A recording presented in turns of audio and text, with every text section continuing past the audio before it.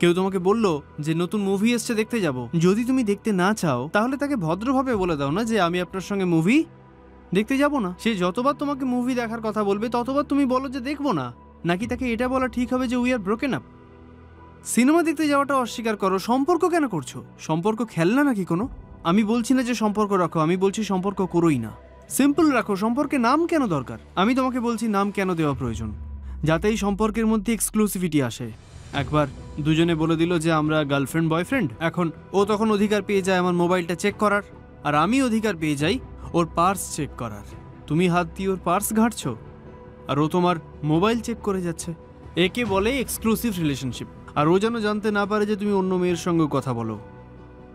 এই জন্য সম্পর্কে নাম দিতে হয়। তাহলে এরকম সম্পর্ক তৈরি কেন করো যে একজন আরেকজনকে অধিকার দিয়ে রাখো, তুই আমার পার্স দেখবি আর আমি তোর মোবাইলে হাত দেব? এরকম সম্পর্ক বানাও কেন? এটাই তো ভালগারিটি।